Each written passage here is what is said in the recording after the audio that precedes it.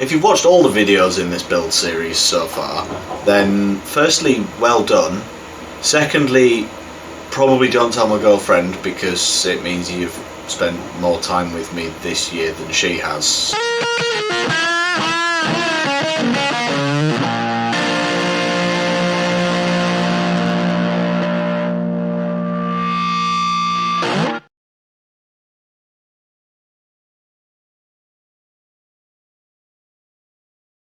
I need a cover for this tremolo cavity.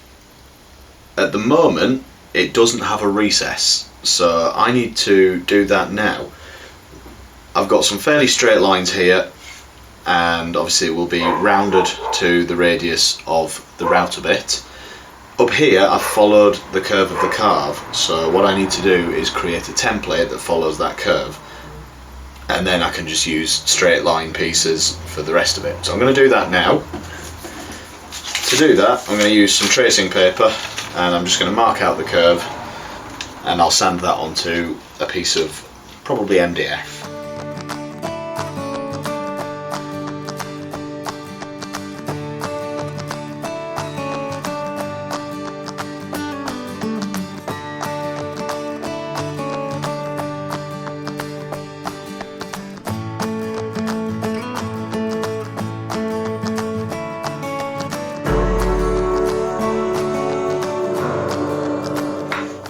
I think everyone knows the masking tape and super glue trick by now, but that's what I'm using to attach my templates.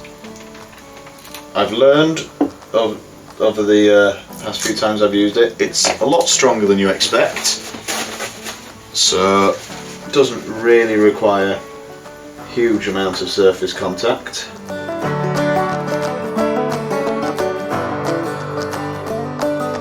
And it sticks pretty much instantly.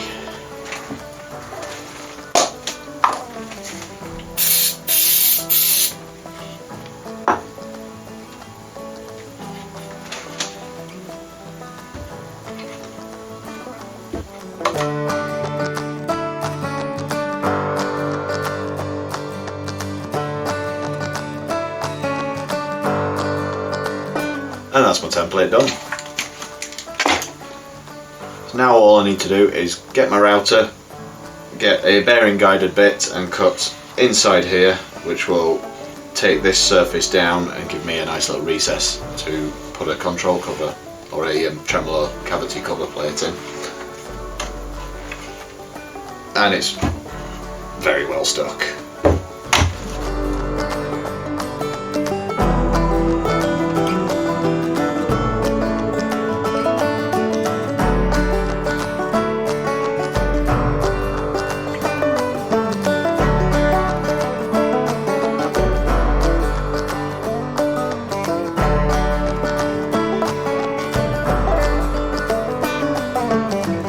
And it's as easy as that.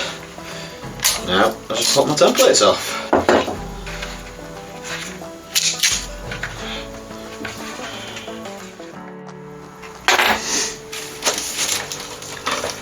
And we'll double check that this fits.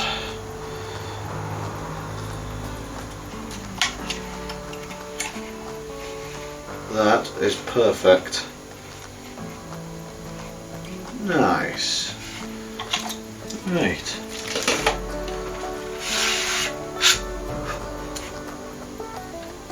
Marvellous. If you've watched all the videos in this build series so far, then firstly, well done.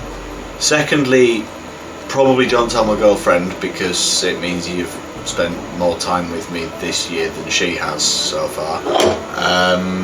And thirdly, you've probably noticed that I don't have a tremolo cavity cover. I need to rectify that, but there is a good reason that I haven't got one yet, and that is just that I haven't got round to doing it. So I've actually got another piece of zebrano that I've cut into, it's about 1.5mm, 2mm thick veneer. I was going to use this as a head plate for something, but I'm not now.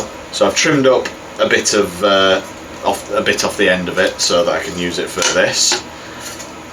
If you've ever done cavity covers, control cavity plates and things with wood before, you'll know that they have a tendency to bend when you don't want them to.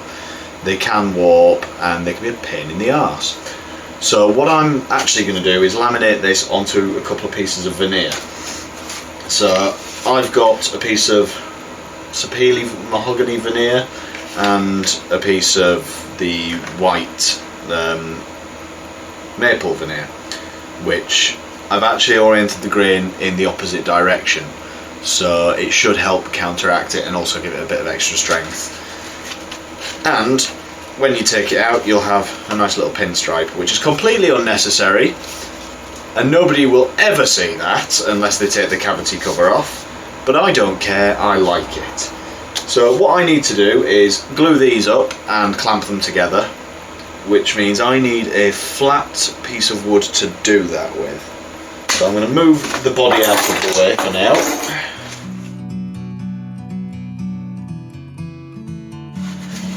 And I'm going to glue these up.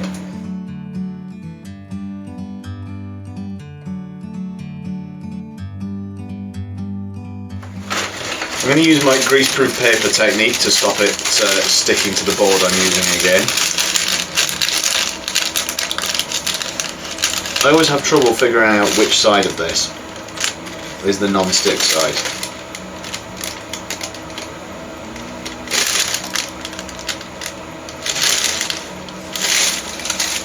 That side. So I need to make sure there's no bits of dust and rubbish on here.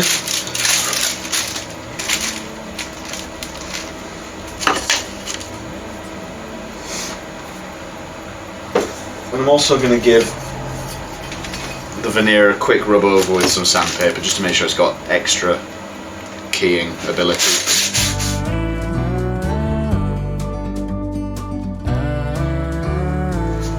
I need to get some glue on here and then get the next piece on and then get some glue on there.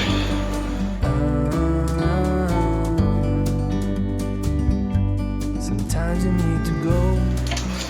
When I'm gluing up veneers like this, what I normally like to do is actually make sure I glue from one end to the other, because that just helps even it out and kind of squash one end first. It kind of feeds the glue up to the unclamped end, and most importantly squeezes out any bubbles. Meant to be. And then we put that to one side to let it dry. Right, so I unclamped it and it's actually bowed quite a bit with the where it's glued. So because it's been compressed between greaseproof paper and two pieces of wood, it's not completely cured all the way through. So what I've done is quickly clamp it down with some straight edges to flatten it. I've put this coal across the middle to just push the load down in the middle and spread it across, and I'm also going to spray it and dampen it and then put it somewhere warm to dry off again and see if that improves it at all.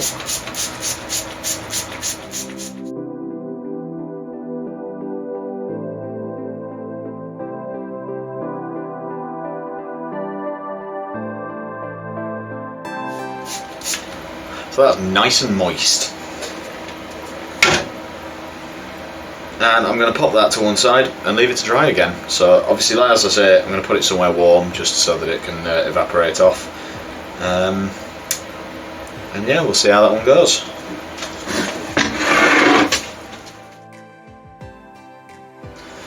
I've had my veneers clamped up overnight, drying out. They're nice and flat now, but obviously I need to get this to the right shape to fit in the cavity that's in the body. I'm trying something a little bit different today.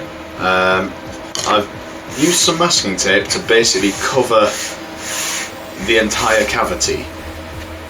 I could use tracing paper or I could measure and draw, but to get an accurate template, what I'm going to attempt to do is cut just inside the line of the cavity on the masking tape, and then transfer the masking tape that I've cut from inside onto here to make my template.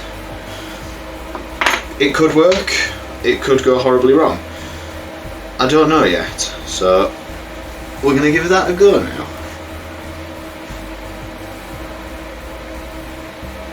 I'm just roughly following my centre line up, just so I've got a reference to line up on here.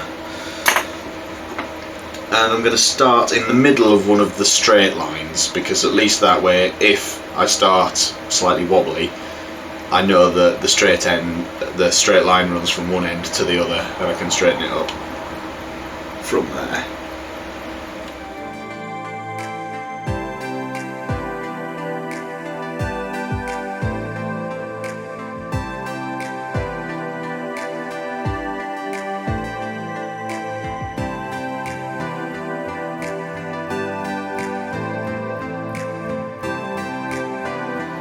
And that actually looks pretty good. So if I transfer that onto here,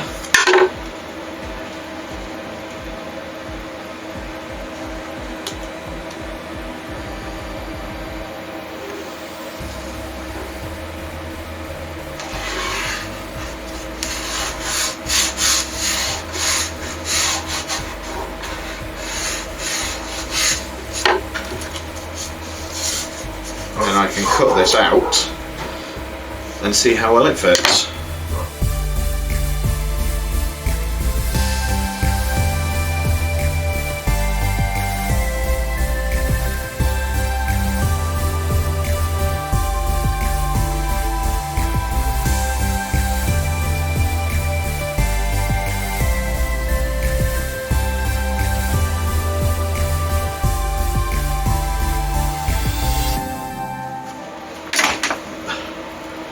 Okay, well that's my first test fit, and it's almost perfect. Really, all I need to do is tidy up the corners, and that's actually spot on. I like that method. I may use that in the future if it's that effective. And so we can take off piece of masking tape and we see the cover in there.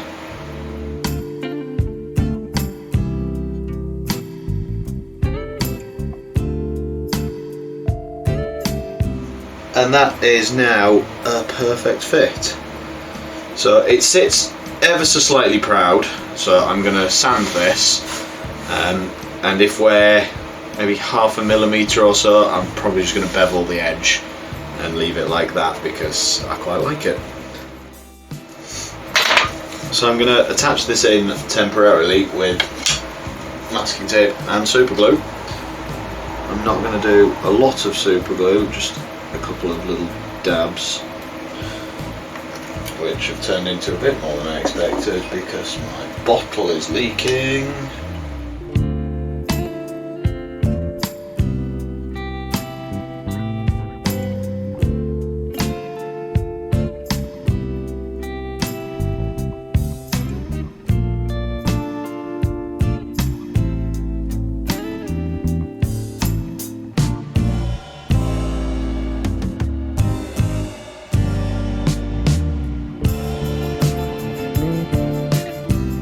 One thing I need in this cover is a hole for the charging port to poke through. So what I've done is I've temporarily taped the charging battery circuit into place, and I've cut a little circle of masking tape that I've put on to cover the actual circle itself. What I'm then going to do is put a dab of super glue on top,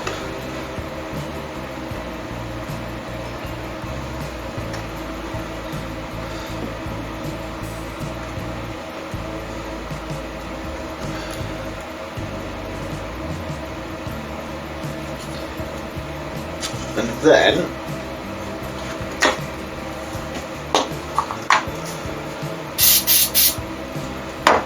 pop the cover plate in place. And that piece of super glue should, he says, hopefully, have stuck to the back of this cover plate, which means that when I remove it in a second, when I know that the super glue is dry, it should peel straight off the circuit board and remain attached to the cover. Which means I know exactly where I need to drill my hole, and I can measure from that and put a hole in here, which will then sit perfectly over this charging port, which is obviously my next job.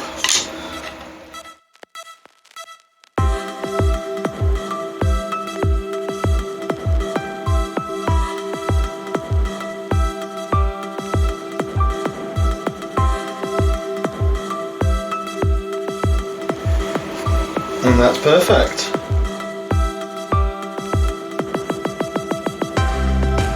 I like to use magnets to hold my cavities in because I'm sure I've said it before, I'm not a big fan of screws.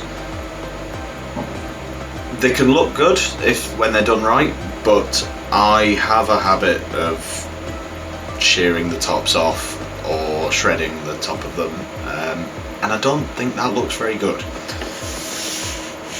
It's more to protect myself from ballsing up than because I don't like them, to be honest. So what I'm going to do is put some magnets in here. Because it's a fairly big cavity cover, obviously I don't want it to fall out, I'm going to use some fairly big magnets. I've got some 8mm by maybe 5? Yeah, 8mm by 5 neodymium discs, though they're more cylinders. Semantics. So what I'm going to do is set these into the slightly wider points of the cavity lip here, and that will hold this in place once I put some corresponding magnets into the plate itself. So what I'm going to do is mark up where they're going to go.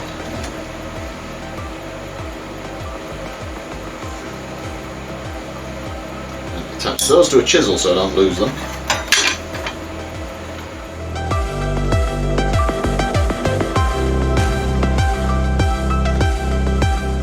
They don't have to be exact, but I like them to sit comfortably in the right place. It makes it a bit easier to get them in the corresponding holes on this plate. So the first thing I need to do is get an 8mm drill bit in the drill.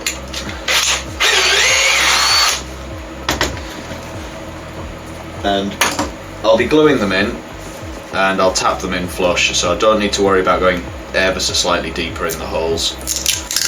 But I'm going to set myself a guide with a piece of masking tape.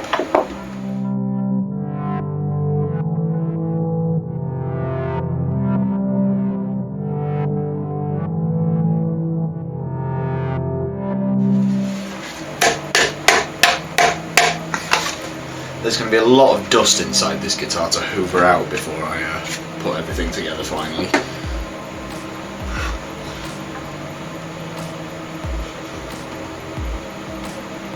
Yep, so we will fit perfectly in there, which means we just need to get some glue in the holes.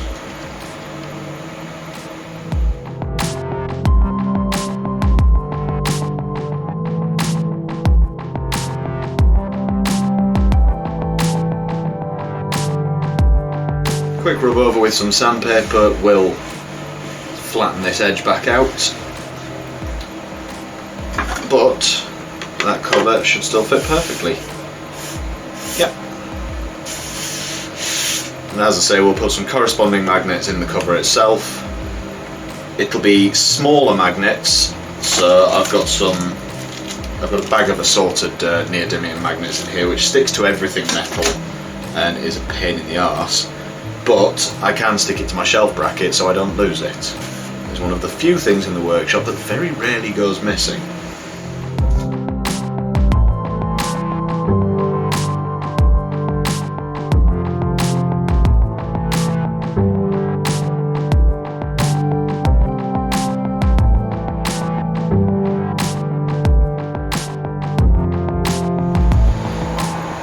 At the moment, I don't have any way of taking this off easily.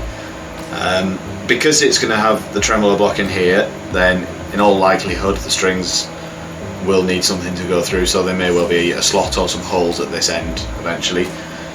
But for now, there's no easy way to take it off, so I'm going to have to push it through the tremolo cavity. But that is a pretty good fit.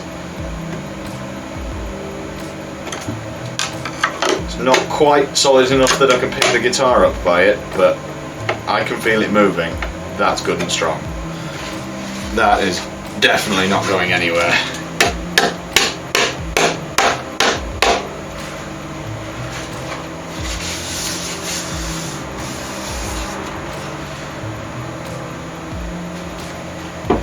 Fantastic.